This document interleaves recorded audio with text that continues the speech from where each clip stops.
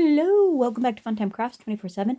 This is a project share video, and what I'm going to share with you today is my version of how to turn Anna Griffin's Create November 2025 event shipping box into a decorative storage box. I just needed a minute to wrap my mind around it.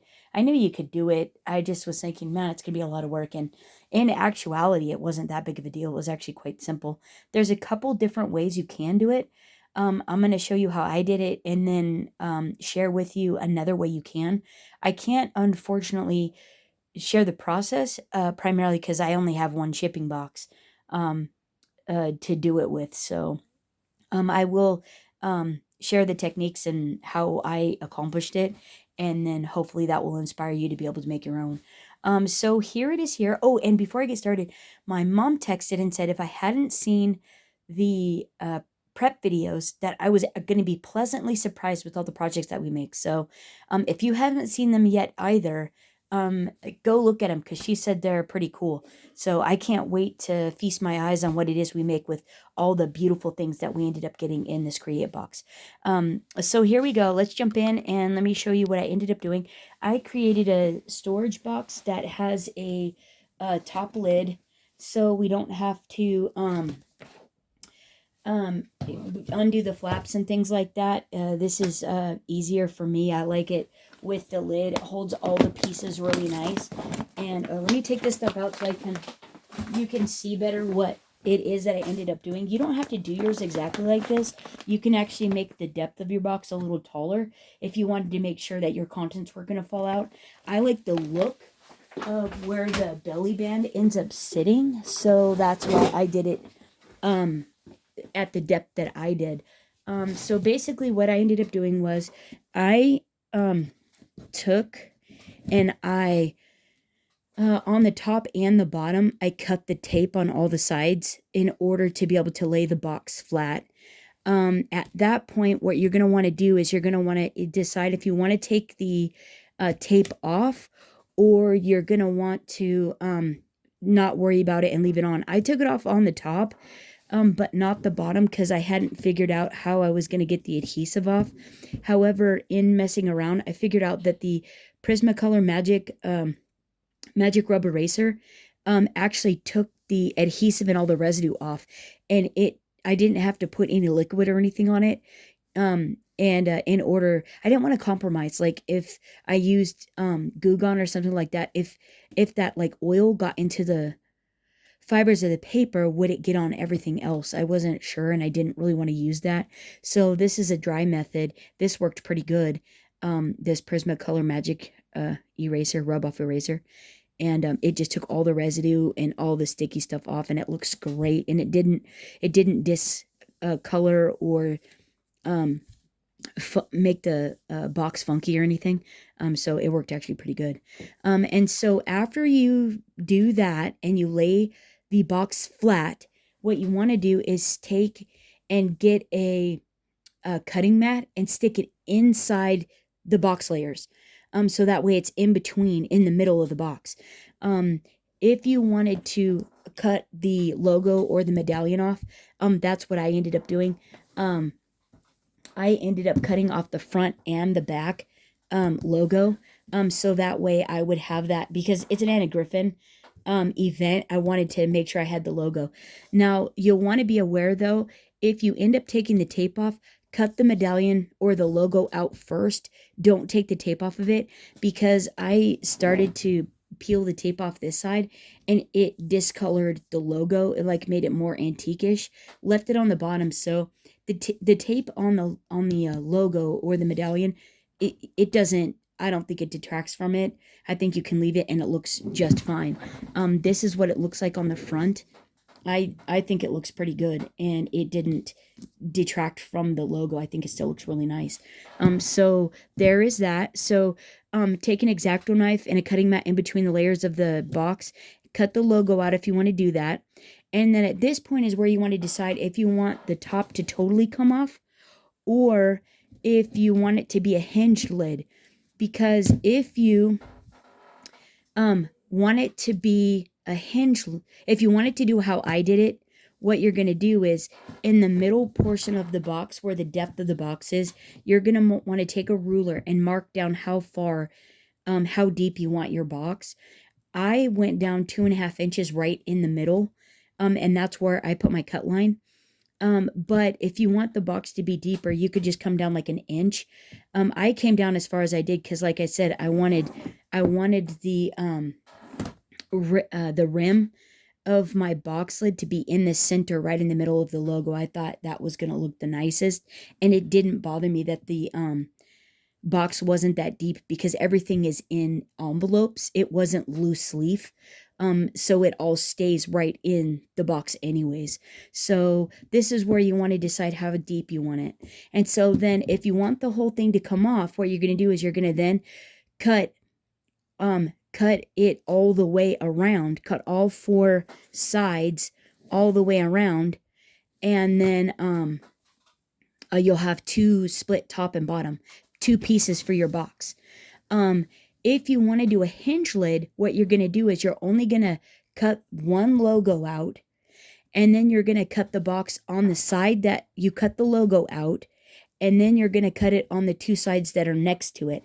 So when it's folded flat, the logo will be on one side, and then you'll have a blank one on the other. You're going to cut those 2. Then you're going to shift the box over to where your hole is, and your hole's going to move from right or left to right or left, and you're going to cut that 3rd one that connects to the side that you cut the logo out. If you have it, what you don't want to do is to get a hinge lid, you don't want to cut the back logo out. Instead, this whole side, what you want to do is, depending on how deep you did, you want to put a score line there.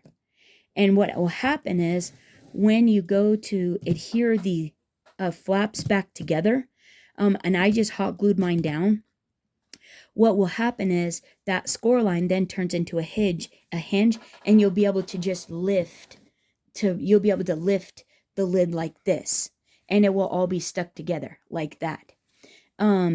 If you end up cutting all 4 sides and you want the top, you'll end up having to cut out both sides of the logo, like this. You'll want both logos cut out. So then what you're going to do is, from here, everything is the same, except if you do a hinge lid, you're just going to do it on 3 sides instead of 4. So from here, what you're going to do is you're going to take and get hopefully you have at least a 5-inch circle die, and cut out 2 pieces for each side of the logo. So you might need 4.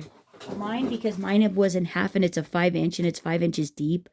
I had a 5-inch circle and I could score it at 3/8 and 5/8, and it gave me a 1/4 inch in the center to go along the depth of that edge there, and it made it to where it covered up the hole that we ended up cutting out for the logo. So then I just hot glued this on after I scored the circles, and I put one on each side where their logo was cut out. And so after you do that, then what you want to do is you want to get some decorative washi tape. Washi tape, decorative tape, a ribbon, something thin to go along the edge and disguise the edge. This is Diamond Press's. You can color this trim. It's adhesive trim, and I just like the look of it. I think it looks pretty, and I thought the white looked really nice. So I just picked a point on the edge of the tape, stuck it all the way down, all the way around in one continuous piece, and then went back, cut the corners, and then folded it all in, and it worked pretty good. And that's how I ended up making that edge look clean and nice. So then what I did was I took some jewelry box corners and stuck them on the corners to clean up that part of the box to make it look more trunk-like. These are like a bronze colored one. Gold would be really pretty as well. And that's how I got that. So then what you're going to do is you're going to do that on the top and the bottom. Even though you're covering the front side up, you still want to cover that edge so it looks nice and clean on the interior of the box. And then you're also going to want corners for the top of the box as well. So then what you're going to do is you're going to go ahead and you're going to figure out how wide you want your uh, rim to be. When you do this method here, whether you're doing a hinge on the back where it opens up like this, or you're doing it to where the whole lid comes off like this one, you still need a rib that goes around the sides that are open. And that what that does is that helps to hold the lid on to where it makes it very sturdy for holding all your supplies. Like when I put all the supplies in here, this box is super sturdy. And that's because the top edge and the bottom edge of the box meet and they can't shift with that rib on. And so what I did was I took a 2-inch strips of white chipboard and then 2-inch strips of Anna Griffin's matte gold.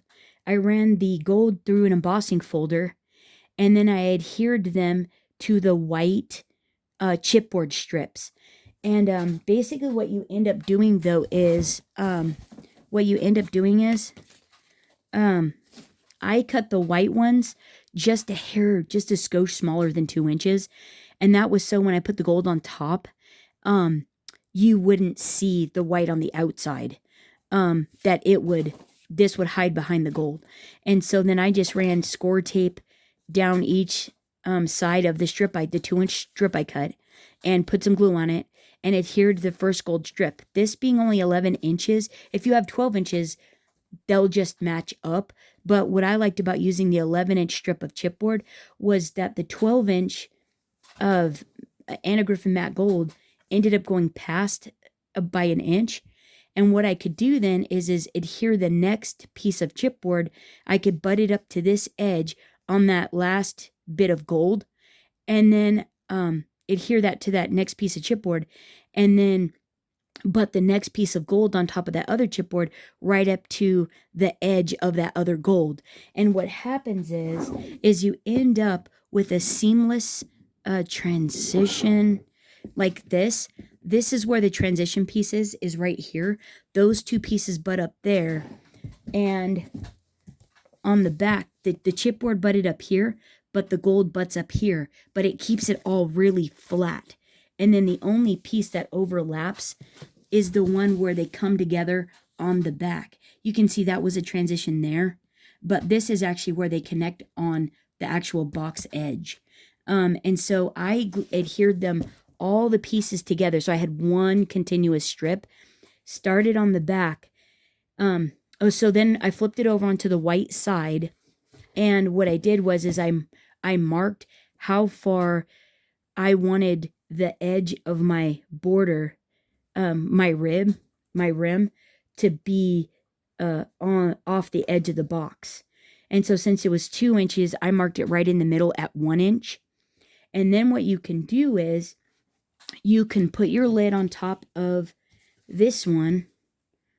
Well, you can do it like I did. And what I did was I marked the edge. And so then I just put a piece of score tape on the side that I was going to adhere to the lid, and then put hot glue, and then just followed my little dashed line and made sure that I was just below to where you can't really see it, and then lined up on the edge. And I did that. See, like you can see that dash there. You can see the dash there. I just lined it all the way up. The thing you have to do is you have to make sure that your corners are out and that you don't pull the corner in. Otherwise, you won't be able to get the lid on to the bottom of the box. So make sure to hold the corners out or just perfectly even, so it slides right onto to the bottom corner. So then after I did that, after I adhered the belly band on, I took and I added all the trims that I wanted to have on with the rest of the decorations on. And so just took some, and this was from a closeout sale from Joann's. This trim here, this is trim that I got off of Amazon, and just hot glued them on, just onto the belly band portion. This hangs off a little bit, like so. I wanted to cover up the cut edge and make it look as clean and seamless as possible, and I thought that did the trick and did it very nicely. And so yeah, so I adhered those to the actual belly band, and then what I did was I took the medallions or the logos. Is this the front? Yeah.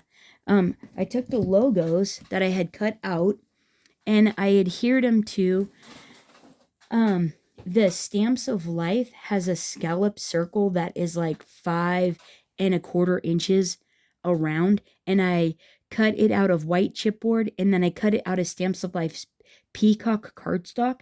It matches this Anna Griffin color perfectly. It is beautiful.